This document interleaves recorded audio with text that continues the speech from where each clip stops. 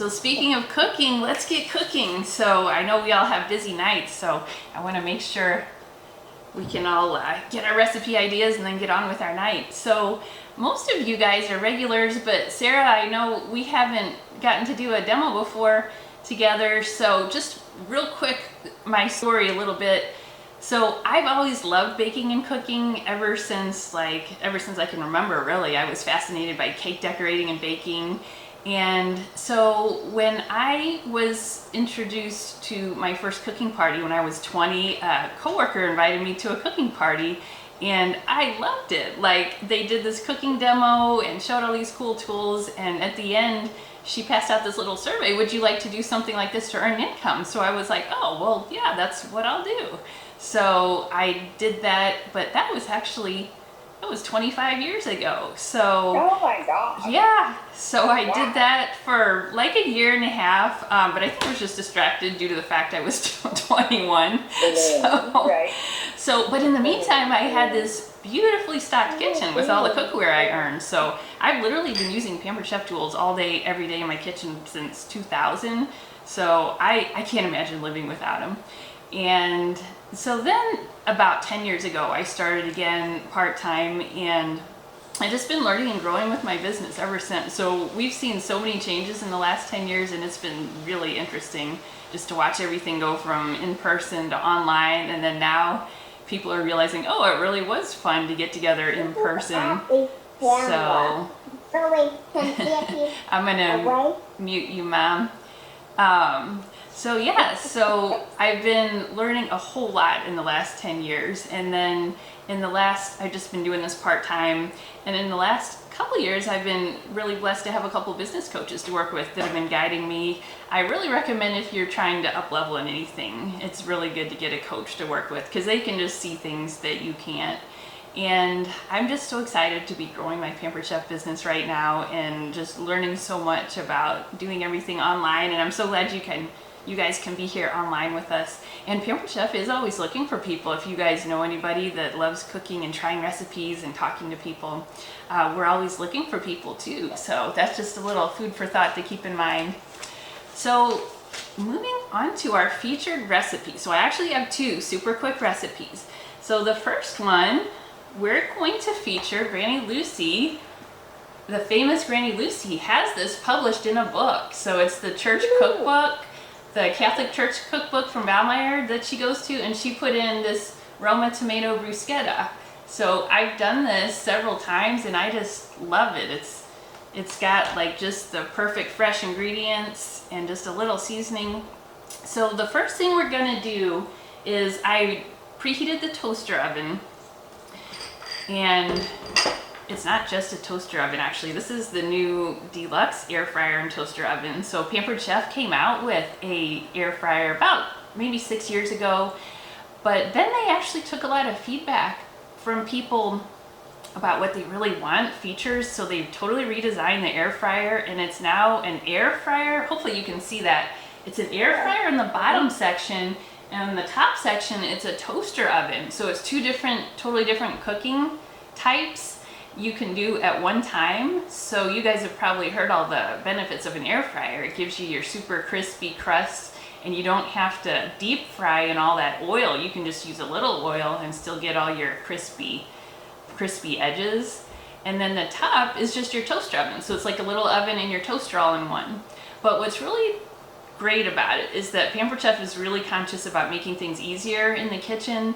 And you know how at dinner time, a lot of times you'll have two different things you're making that are two different cooking methods, two different times. So with the deluxe air fryer and oven, you can do, say, like roast vegetables on top and an air fried chicken breast on bottom. So you put them both in, and then you hit a button called sync finish, and then the machine knows when to finish them at the exact same time for you. So you can just put them in there and then kind of forget about it. So it's brilliant. So just one of those cool features that you're like, how did I live without that? So It's especially important when it's so hot that you do not want to turn on your oven. Exactly. Yeah, I can't even tell you the last time I turned on my oven. So this guy is what I've been using And it cooks, the other good thing is it cooks faster too, like anything you need to bake a little bit of. So I like to grab, we're gonna use French bread or baguette, the skinny ones, and I've just been grabbing these at Walmart, the French baguette, and they're like par baked. So it's almost baked, but then you just finish it and then it makes it like it's new and fresh in the oven. So I took that and I sliced it. Granny's recipe says like 1/4 inch, 1/2 inch slices. So I sliced most of this up already, and I'll just finish the last little one here. And I like to use this bread knife that has the serration. I've been using this guy forever.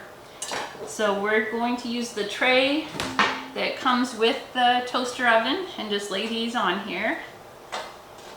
And I'm not necessarily doing a whole loaf because it's just a couple of us here tonight, but you can do as many as you need. Granny, did you usually do this like when you had people over for parties?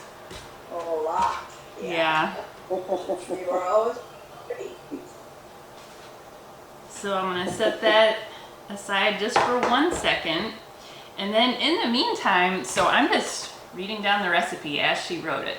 So in the meantime, we're going to take some olive oil, and this is 1/3 cup of olive oil. And these are those little 1 cup prep bowls, so they actually have the measure lines on there. So that's really handy. And so this is the 1/3 cup, and I have an olive oil if you guys need a recommendation. I have a lady I know married a guy that has his family has an olive grove in Greece, and they import the olive oil. So that's my favorite. Ooh. So we're gonna take that olive oil, and then we're gonna add some garlic to this. So we're gonna take some garlic and mince it. Cornflakes. What's that? The cornflakes. Oh, really? Yeah. Darn it. It's so nice outside. Yeah, it is today. Jeez. So this is the garlic press. We're gonna mince our garlic, and I've kind of learned about garlic. It's interesting, the more you press it and mince it and squeeze out the oils, the more powerful it is. Whereas if you just kind of cut it or slice it or dice it, it isn't anywhere near as powerful, and you can just throw it in like a vegetable. So with this garlic press, you can actually just take your little cloves and you don't even have to worry about getting the peel off. Just throw them in there. So it calls for 2, and these were tiny. I just used a few of them. And you just press that in the garlic, and it comes with this little tool so you can just scrape it off. And then if you're lucky, you can just real easily grab that peel out of there. And then this this tool is the cleaning device, so you can poke the holes and get all the debris out of there. So I just kind of stir this around, and this is the silicone basting brush. If you do anything where you're like basting butter on the top of your pastries or olive oil, you just take this guy, and I like this because you can actually wash it. It's a silicone. So I'm just gonna mix in that garlic to the olive oil a little bit, and then what we do is brush this over this bread. Just each little one individually. So you're getting some of that fresh garlic like built into there. Hopefully you're all garlic lovers, right? Oh yeah. Smear it on. Yeah, and the raw garlic, minced garlic, is actually really powerful too. So my sister-in-law, when she first used the garlic press for garlic for recipes, the power of it blew her away because she'd been using that refrigerated minced one, and it just wasn't near as powerful. But if you have, a little goes a long way with the raw garlic. Mm-hmm. That's good. So I got these all brushed. And that garlic olive oil will be good for a lot of things later. So I'm gonna put these, and I have to be careful too because this toasts really quick, so I'm gonna have to keep an eye. And I have to reset this up here. We were talking so long it forgot. Okay, so you can pick the top or bottom. And then I'm just gonna do like 6 minutes. Pretty hot, like 425.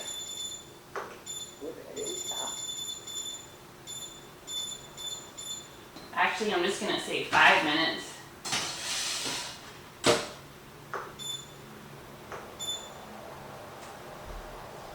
Okay, so that is counting down. There's a timer on there. And I better, if you think about it, remind me about it too, because it actually goes so quick that it can like sneak up on you and start to brown. But I noticed you can use that just like a little regular oven. And the first time I tried baking cookies in it, you know how cookies usually take like 12, 13 minutes. They only took like 7 minutes in there and they were done. So it'll sneak up on you. And then in the batch go with it. What's that? You have a big burn batch the first time. Well, they were kind of just a little darker than normal. Almost to where they started to smoke, but but they were still edible. And then in the meantime, we're gonna prepare the topping. So let's do our tomatoes. So rural areas, I'm just assuming everybody has garden tomatoes right now, right? Drowning in them. Yeah, so Neil actually has the actual Roma tomatoes. You can use any kind, obviously, but we'll go ahead and use the tomatoes. Now, I haven't actually found anyone's secret for dicing tomatoes. You can use the quick slice for slicing them, but as far as getting them into little dices, the best thing I found was just to have a really good tomato knife. So this is a tomato knife, and there's this serration on it, so it's really effective. It doesn't get caught up on the skin. So then I usually just do a couple at a time. And Aunt Erica, Yeah. Ellen wanted to do something with you. what's that? We have, garden tomatoes. Do you have garden tomatoes? I didn't know you had a garden. Are they ripe already? One of them was. Well, good. Did you try tasting it yet? I ate it. You didn't? I said I ate it. Well, good. Was it nice? Was it nice and juicy? Probably nice and juicy, wasn't it? Right. Yes, Sarah, if you're in Waterloo and you need tomatoes, just let me know. Stop by. It's my husband that's the big gardener. Sounds good. Does your dad do a garden?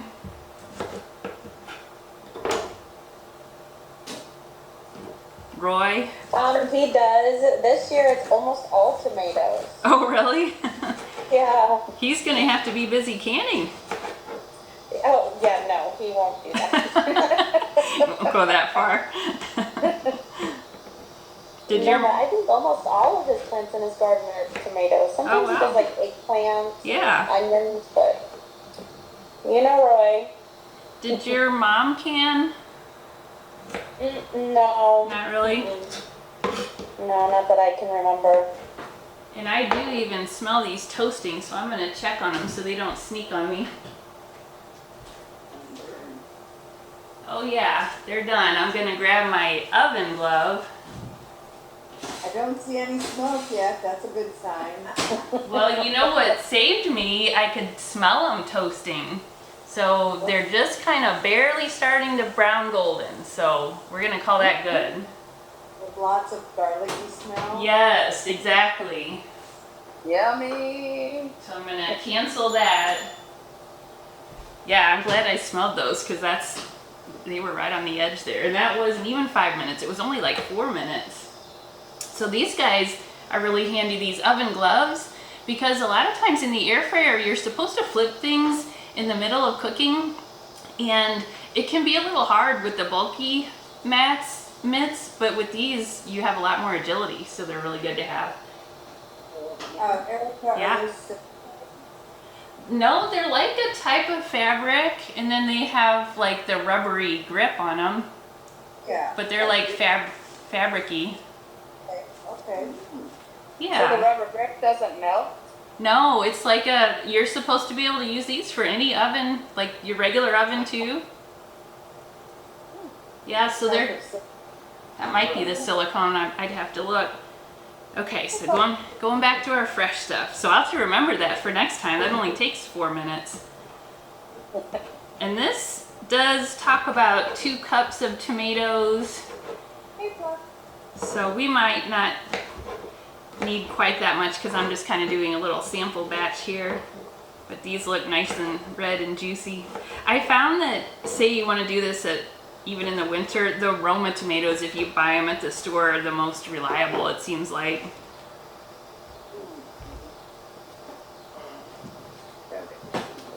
And I am going to grab my little washcloth here. Granny made the point that usually the Roma tomatoes are the least expensive ones in the grocery. Oh, really? Mm-hmm. I didn't even think about that. I think they are. We always like that too, budget. Anything on a budget, and I always like to use things that you can find at your local Walmart or Schnucks, that you don't have to go find specialty ingredients somewhere.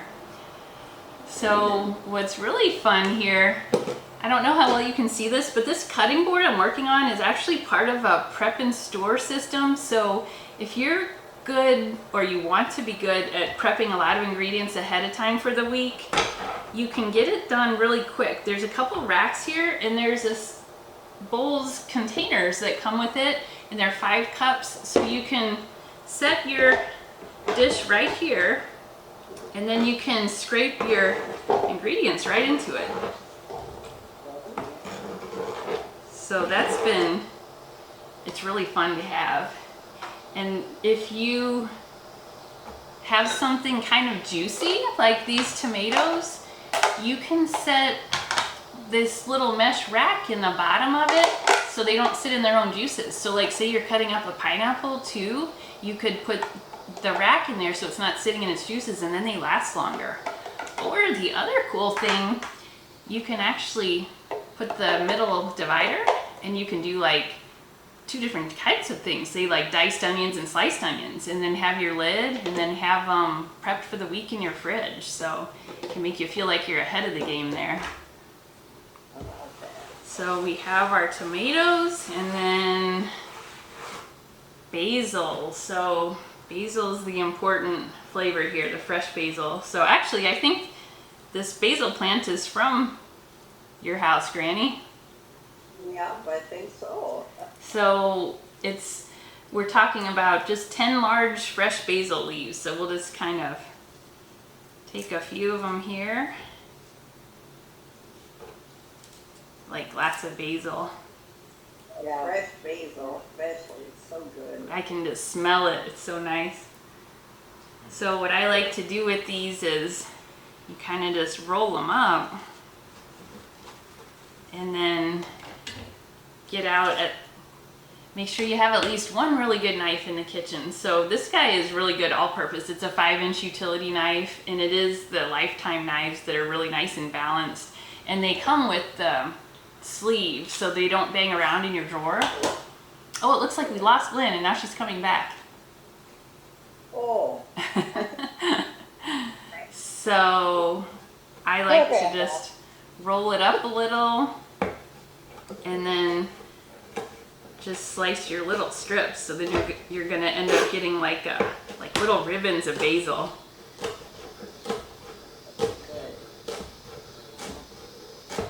I can smell it from here. Yeah, I bet so.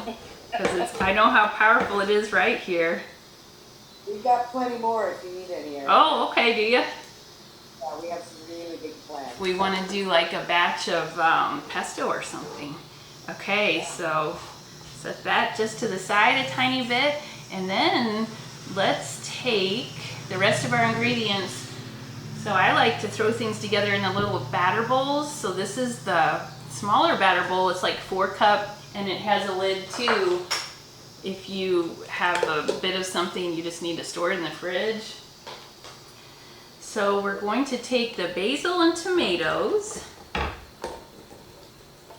And I kind of like that tomato juice sitting in there because you know, you can picture that melting into the bread. Basil, tomatoes, and then balsamic vinegar. So with vinegars, there is a lot of difference between different types of vinegar I've noticed. They all have completely different just personalities. So the red vinegar is one thing, it's pretty tart. Balsamic's kind of, how would you describe it? Kind of more sweet and dense maybe? Syrupy almost. It can be, but it doesn't have that real strong Right? It's acidity. almost sweet a little bit. Yeah, and I almost wonder because it's aged, so that might help. But what I was gonna say is I found that it is really good to have the balsamic vinegar in here. That's been my favorite for this. Or if you have some of that balsamic glaze. Okay, so the balsamic vinegar and then Italian seasoning. So Pampered Chef does actually have seasonings, and these are actually little shortcuts. We lost Sarah, and it looks like she's back now. There she is. So Sarah, we're just mixing together our basil and tomatoes and balsamic vinegar. And then for the seasoning, I love our seasoning blends because that way you don't have to measure out each rosemary, oregano, each thing. It's just a little shortcut. So you get a spoon of this. And this is the best Italian seasoning I've found. I've been using it for like 25 years. So it's just really, it tastes really fresh and powerful for the flavors. So it doesn't call for very much, 1/4 teaspoon, but I've been like a little bit more. I'm doing closer to a half.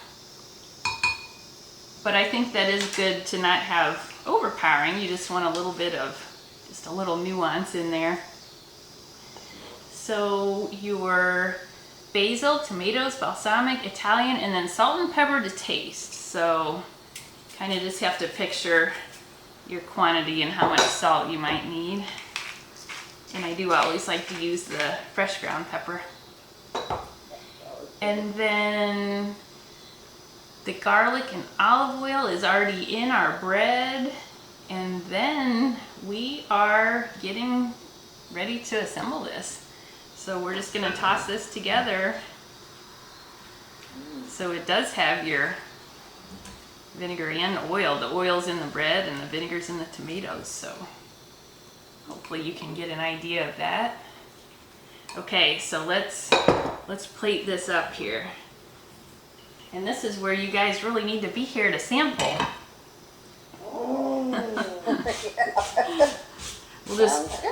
We'll just torture everybody by showing it to you. So let's take. We can still come over tonight. Yeah. You can, it'll interfere with your gunsmoke. Oh, yeah. We'll interrupt Gunsmoke for bruschetta. Oh, yeah. So I'll just do a few of them on a plate here. However many I think I can eat. Cruz will probably help me. Sarah, you have teenagers too, don't you? Yeah, they would eat that. Good. I have Molly here with me. She's watching. Oh, hi Molly. Are you a decent cook too? So. And you know what I'm thinking about? I'm gonna grab my favorite stainless steel scoop to scoop this on.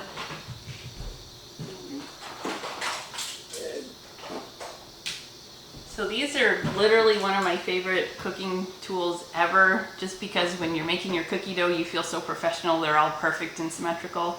And there's small, medium, and large. I feel like I'll probably use the medium just to get the amount I want. Erica, are those also melon ballers? Yeah, sure. You could do melons with them.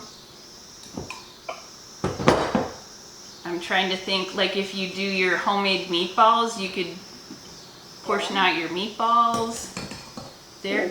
My brain goes to cookies first, obviously, but they're good for a lot of things. And the bigger one you can even use like to serve mashed potatoes.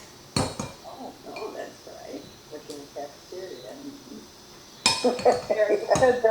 Erica, they're also really cool for doing deviled eggs.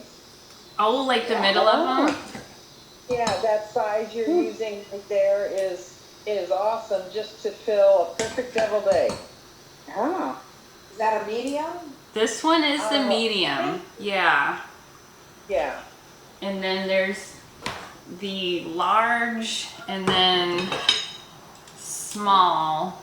And I honestly use all of them for cookies. It just kind of depends. The small kind of makes a normal size cookie, but obviously we all want bigger cookies. So a lot of times the big one's kind of like more a jumbo cookie. Okay. It's the small I use for the deviled eggs.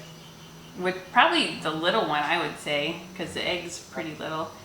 So here we go, Roma Tomato Bruschetta. So if you want, you could also take a little Parmesan and grate it over the top. According to Granny, she says, for extra garnish, slice up some black olives or sprinkle on grated Romano cheese. So we'll set these aside just for a sec, and I can picture the juice from the seasoned vinegar and tomato juice all soaking into the bread. Oh, So, yeah. yeah, so we'll set that aside a sec. Okay, and then we have another super quick second recipe here, because I'm thinking we probably all have so many tomatoes, we probably need more than one idea. So I'm assuming everybody here pretty much likes the Mexican food, Southwest, Tex-Mex. Yeah. So this next recipe is a quick garnish, pico de gallo. So I'm gonna leave out some tomatoes, set aside my Italian ingredients, and get out the Spanish Mexican flavors. But we do have a couple common denominators. Tomatoes and garlic just seems to be everywhere. So for the pico de gallo, we're gonna do even more of a shortcut. Let me get out my ingredients for this. So we have tomatoes, red onion, lime, cilantro, garlic, and this is where it's gonna get interesting. I needed some jalapeno, and Neil has peppers in the garden, and he said, well, I have some jalapenos and some, I think, poblano. In other words, you don't quite know what you're gonna get, so this is gonna be exciting to see how hot it is. Will it burn my mouth off, or will it not? Has the exact same peppers out there, and I think he and Neil have been sharing them seeds. Okay, so we'll find out, and it'll be exciting to find out what am I gonna get. So for this one, I've actually done this quick recipe a lot. So pico de gallo, and it's just super quick. So what we're gonna do is take about 2 cups of tomatoes, and for this one, they mention even cherry tomatoes you could use, but you can just use whatever tomato you have. So I'm using one of these big guys that are ripe, and then I'll We've got some of those in our garden too, and I think they're called pink something. pink Russian. No. Pink stripe, or Don't get really red, so they're ripe when they don't even look ripe, and they're really, really sweet and good. that must be this one, because it's definitely ripe and juicy, but it's not. It wasn't real red. They're called pink ladies. Pink what? Ladies. Pink ladies. Okay. So for this guy, we're gonna use the new electric twist and chop. This is a little food processor, and I love this because of everything it's not. It's super simple. It's just a smaller capacity, and it's just your 3 parts, your lid and your blade, because a lot of us probably have the big food processors, but honestly you don't need a big one. Most of the time you're just doing a little bit for your dinner or your dressing. So we're going to use this guy, and we're gonna do it in kind of 2 phases. So you guys have probably seen like at the restaurants, pico de gallo is actually kind of chunky. It's not pureed like the salsa. So I'm actually gonna have to be careful not to over puree this. And we're gonna do it in a couple steps. So for pico de gallo, we're gonna take the onion, and it calls for a quarter of a red onion. Sometimes the red gives you that real pretty color in there too. And then we're gonna do jalapeno. This is where you wanna be careful not to touch this and your eyes. So let's try eeny, meeny, miny, mo. Some gloves. Well, remind me to not touch my eyes. All right. It's like Russian roulette with pepper spice. Right. So one of the new tools coming out in fall is a little pepper core. I don't have it yet, but that'll be something to look forward to. Because if you've ever done that, where you touch these pepper seeds and then your eye, you'll never do it again. I want to do that. Last year, Miguel and I did Popper Palooza. 600 poppers, and my hands were ringing for the next. I can't imagine that you would even do I know, that. 'cause you can feel that on your hands if you don't wear gloves. A long Yeah. time. Like, you could feel it, if you work with enough green peppers, you can feel it. Just because that oil's that powerful. So I'm kind of living on the edge. I'm gonna try a couple different peppers here. So it's calling for 1 jalapeno pepper. So I had a small one and another small other green pepper, mystery green pepper. So we're gonna throw that in, just kind of chunked it up. And then garlic. So this garlic, I don't have to mince. It's just gonna get chopped up a little. So we have a tool. So for garlic, say sometimes you just want some chunks of it. Like if you're doing a stir fry, you can do the bigger chunks. And this little tool lets you make slices or dices of garlic if you don't necessarily need it pressed. And what comes with the tool is a little silicone sleeve that will help you peel the garlic. So that gets off the paper. Yeah. So for the garlic press, we didn't have to do that, but this case we do. And I like plenty of garlic. It's calling for 2 cloves. So these are itty bitty, so I'm doing a few of them here. Okay, get rid of my garlic paper. I always keep a compost. I don't know if you guys do, but anything edible just goes back in the garden. So garlic in there, and then lime juice. So the lime is really important. So I just take the lime in half, and we have a citrus press. If you do anything with like lemon juice, lime juice, this is such a good thing to have, because you just put your face down citrus and then press. And it gets it, it's a lot easier than trying to squeeze it by hand. So it gets it nice and spent. So one lime worth of juice. I have one of those, Erica, and they're amazing. Good. Most good thing I've ever tried. What do you like to use lemon juice in? Dips and, Oh, okay.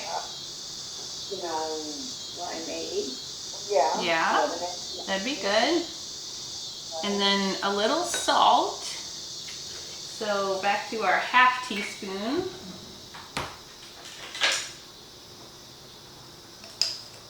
So I love these little measuring spoons, because if you need to set it aside and lay it flat, it'll lay flat for you like that.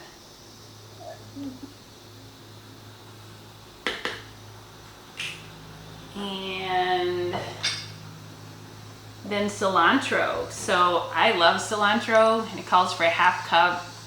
I went pretty heavy there. And with cilantro, you do not have to worry about like picking off all the leaves off the stems. The stems are soft and they're gonna get all chopped up. So you can just throw it in here. Just like that. Erica, I assume that's from your garden? Well, so funny story, we did have cilantro, but it's real fleeting. It only lasts for like a couple weeks and then it seeds out. So that was already a few months ago, so I don't have any more. I had to buy that one, but it's super cheap. So this is where we're gonna do it kind of in 2 steps. So we're doing just these ingredients before we add the tomatoes. So we're adding, just making sure I have everything, and then we're gonna pulse this just a little. And if you can see, this guy's really sensitive. If you can see, the blade moves up and down. That's why it's called the twist and chop. And I'm gonna leave it just like that because it's gonna go even, it's gonna get more blended up. So I'll show you guys where we're at for that. Just pretty coarse. And then we're gonna do our tomatoes. Now just kind of chunk those up. This is gonna be juicy, I can already tell. But this is one of those things that you make and eat like pretty quick, all right within that day. And it's so good, like my mouth is watering looking at all these fresh flavors. So Yeah, mine too. Yeah. And then we'll see how surprised we are with how spicy it is. Okay, so let me get my mess under control a little bit here, because this is going to come together and we'll be done. We'll be tasting. I'm going to save these surprise peppers for later.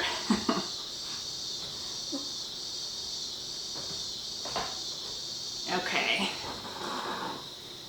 So let's just do the last pulse on here. Mother, this is where you're always... That was so sensitive, I just brushed it with my cloth. So, pulse. And I'm gonna be real careful because I don't want it to get like completely pureed. Yeah, I'm gonna leave it at this. This looks good. So, I want to show you guys. It's pretty chunky still. So we're gonna try this with some tortilla chips. So let's get out, I'm gonna get out your favorite little pretty serving bowl. And just careful for that blade that's in there.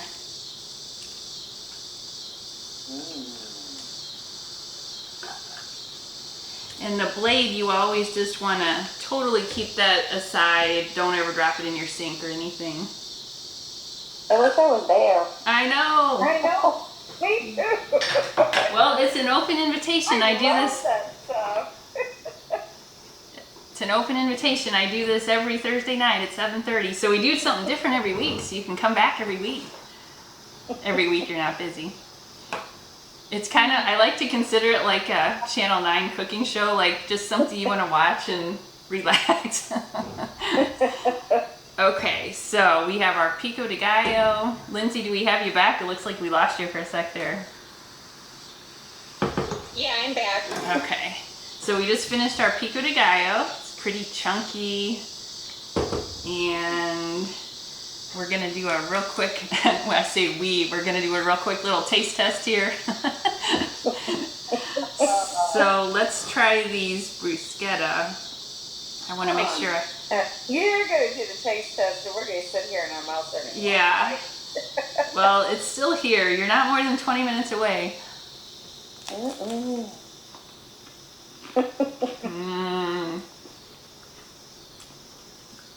The tomatoes are good and sweet, but it's the fresh basil that just really takes it over the top.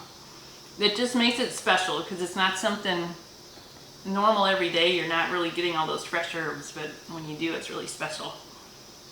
Okay, and then for the pico de gallo, I just have some tortilla chips to taste it with.